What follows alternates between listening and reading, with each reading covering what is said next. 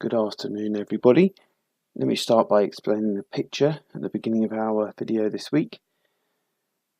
We have an open book policy where we discuss the decision processes we're involved in with running our business, and this year's discussions focused on the data we've received from the joint venture farming group, our machinery benchmarking system.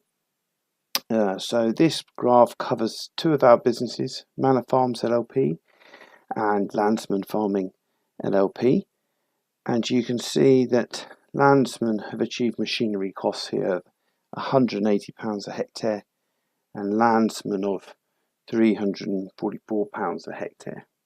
So the JVFG just focuses on machinery costs, and to put it into perspective, in the UK we use Nick's Pocket Handbook as a benchmark, and they have, for large scale arable farms, machinery cost of £545 a hectare. So a quick thank you to Jamie Gawatkin, who is the consultant who helps crunch the numbers in order to get to these results.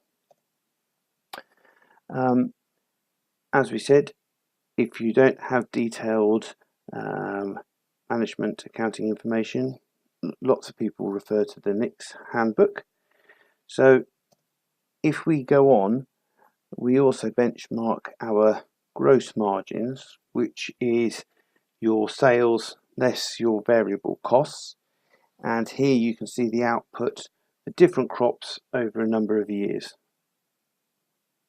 So what we did next was demonstrate that if you took the Landsman machinery costs as calculated by the joint venture farming group and then took Nick's general overheads off, which covers rent and finance, you get to a figure, an overheads figure of £684.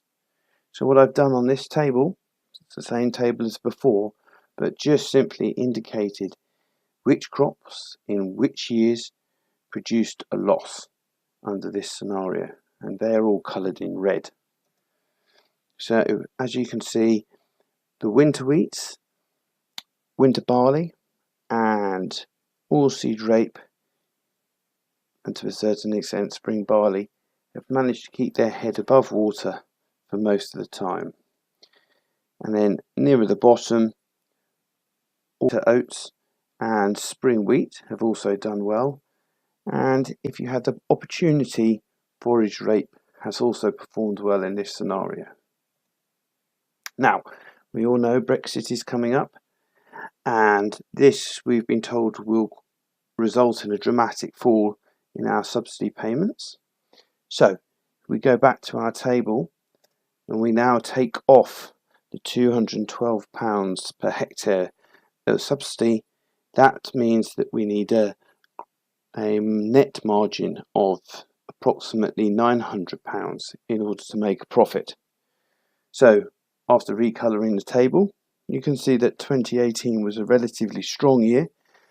Most of our favourite crops we've just mentioned, i.e. winter wheats, winter barley, oilseed rape, spring barley and winter beans, quite unusually, have all made the cut. However, if you look outside 2018, the wheats are probably the strongest crop, not possibly after 2015, but in general. Now, this leads us to an interesting question. If we are making a loss on the majority of our crops other than winter wheat, how do we achieve a balanced rotation? Do we accept the loss that we will be making on crops other than wheat? Do we try and reduce our costs further? What action do we take? And this was the question we posed to our staff. Any thoughts? If you'd like to comment in the comment section, it would be much appreciated. Otherwise, see you next week.